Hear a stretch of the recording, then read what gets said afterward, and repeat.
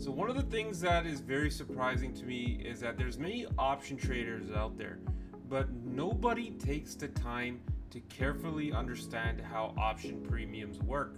And this here has become a big ordeal to the point where people are focusing on technical analysis, such as chart indicators, using Fibonacci, and different sorts of indicators to make decision on trading options.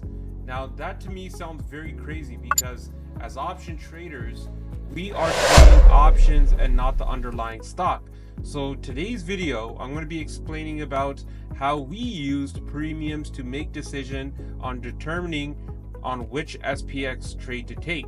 We're also going to be talking about things that are going to be impacting the market, go over the recent news, and share with you guys a lot of learning activities on how to set up your watch list if you wish to learn how to read premiums. So let's go straight into it. So currently, this is how my setup is currently at when it comes to understanding premiums. If you guys have been going on my Twitter feed here, I've been providing a lot of predictions and analysis on premiums, basically about how it works and key things that I was looking at. So if we go to my private Twitter here, I shared a lot of input on how I managed to see when the exact moment there would be a drop in the market, when there will be a pump in the market, and so forth. So this is a prime example. We mentioned here at around 12:22 that there would be a possible drop in the market right at this specific point. Now, this was basically right over here at the top of our neutral range, and it was basically what we were noticing is that the premiums that we were looking at in this case was the 55. I apologize, there was a typo here. It's supposed to be the 5500 call was starting to lose momentum. And as we started to see that impact, we also mentioned in the room around that time that the 5500 call was going to 50 cents. And this was at 12:39 p.m. in our main Discord chat. And as you guys can see here, literally at 2 o'clock, it ended up going to 50 cents, from $3 to 50 cents.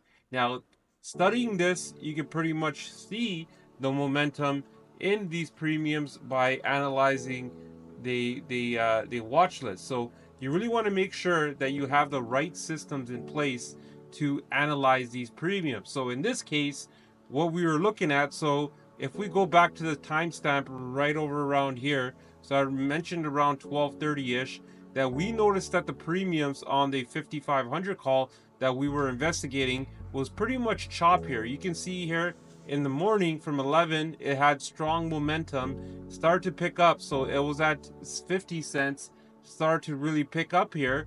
And that's when the momentum really stopped at around $5. So in order for me to confirm that the market wanted to go higher, we had to see this break above $5. Now, the crazy thing here is that this was during a time when SPX was pretty much in the 5580 area. We noticed that the momentum was pretty much at this peak, as you guys can see over here, and it started to trade in range. At around 12 o'clock, we recognized that it was going to go to 50 cents, which was its previous low, because we noticed that the momentum was shifting lower, and that's exactly what you see over here. Now, because we analyzed this to occur, what we had decided to do was to basically short the market, and that's how we got the opportunity. So when you see that there is declining premium in the calls, then you can decide on which opportunity to take. Now, because of this, let's go over the type of trade that we decide to take based on this information. So if we go to our Discord here, we've taken 2 SPX. I won't show my positions because I took a lot of swings overnight, and I want to pretty much, I'll disclose that later once I'm out. But you know, there's a lot of copycats out there, so we didn't disclose. I'm not going to disclose my trade tracker for now, but I'll show you guys the 2 winning trades that we have taken from here. Okay, so at this point we have basically SPX 5450 put that went up 50%. You want to keep in mind that the premiums are very expensive in this market. This was a perfect sell. So this was the bottom of that premium at that particular time. It hit my my target, and pretty much we banked off that. And this play was another one that pretty much worked out. I didn't sell it. I needed to sell it at sorry, this was a trade that we sold first, and this one's trade that we held to zero, right? But pretty much they both ended up going above 50% here. Okay, but that was my roll up from the previous trade. But now going back towards the premiums here, so if we go and look at the premiums, we decided to pretty much take puts off the fact that the 5500 call was likely to lose premiums and not hold because it did not break through 5. Now, based on our analysis here, we were investigating the 5450 put. I changed it over here, so let's go back into the SPX 29 July 24 5450. Might not see it here because it is expired, but pretty much what we decided to do, we put an order to buy it at around 2.5, which was a good strong support, and our goal was to get it at 5, but it failed and pretty much moved back lower here. Okay, so when it comes to analyzing premiums here, you have to look at both sides. As you guys seen on my watch list right over here, I'm looking at both calls and puts to pretty much analyze which direction the market can go. Once the premiums was identified to decline on the call side, that's the perfect opportunity that we decided to pretty much focus on getting the puts. Now, another thing that is really helpful for traders is aligning the information with your charts.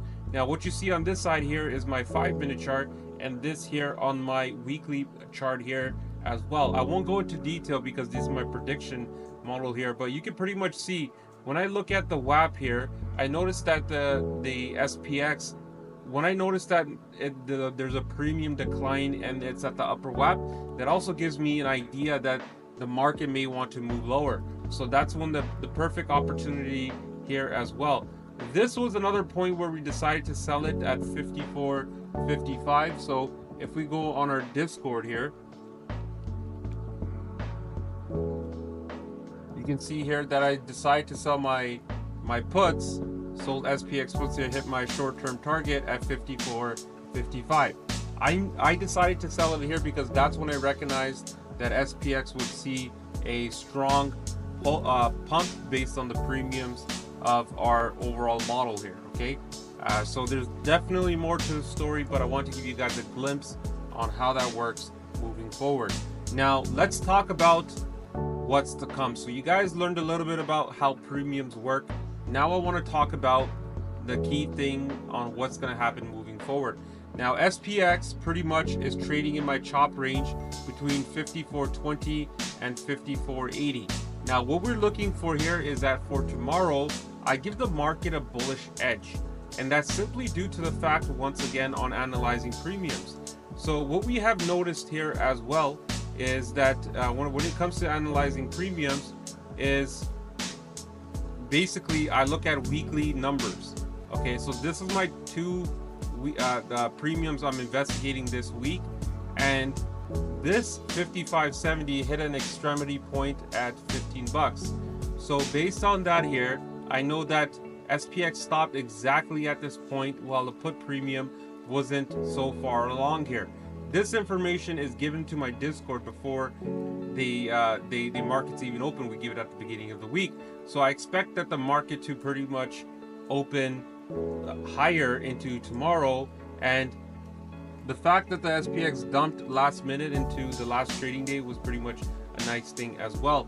So after close, we had the Nvidia event, right? So the Nvidia event is not doing anything pretty much pre-market wise to the overall stock here, but we also had news from CrowdStrike that Delta was going to sue and pretty much request compensation for both Microsoft and CrowdStrike. So CrowdStrike is being more impacted, is down around 4 to 5% compared to Microsoft, which is pretty much holding. Microsoft has earnings as well, but we see that this stock has huge downside potential moving forward.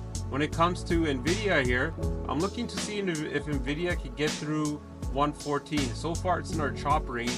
If it does get to 116, that's when the stock can really start to rip, and we believe that it has opportunity to go to 122 as soon as that happens. So overall, SPX, what I'm looking for is that I think SPX is probably going to open above 54.80 into tomorrow, possibly retest the high of the day, which was at 54.87, and potentially test 55.05. If SPX can get through 55.05, it's likely that we're going to test a 200-day moving average moving forward. Now, tomorrow we also have PayPal earnings. We have the Bank of Japan announcing their interest rate announcement. So once that happens, on the following day, we're going to hear the details from the Microsoft earnings and AMD, which is going to happen after market for tomorrow, and that's going to have a big ordeal into the FOMC announcement that is happening on Friday. There's a lot of earnings from Apple, Amazon, LRCX, ARM, a lot of earnings from many different sectors. So the premiums from all over the place are going to be very expensive. That's why you have to be very careful on choosing what price you get it at, and I recommend that you do not buy premiums at any high of the day price whatsoever. It's definitely going to impact you moving forward. And finally, you also want to make sure that you recognize that the premiums are expensive. If you've noticed that SPX premiums, they haven't been moving lower or higher for a considerable amount of time. I mean, getting a double on SPX is very tough because premiums are very pricey.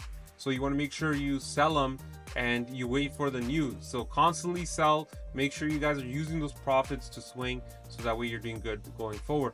So that's all we got for you guys right now. This was just a glimpse on how to learn about premiums and watch lists. If you guys want the full picture, I do have a school community, and I do offer my mentorship service where you're going to be learning a lot during the intraday market. We are constantly on voice, and we're also providing a lot of information moving forward. So thanks for tuning in. We'll see you guys on the next one.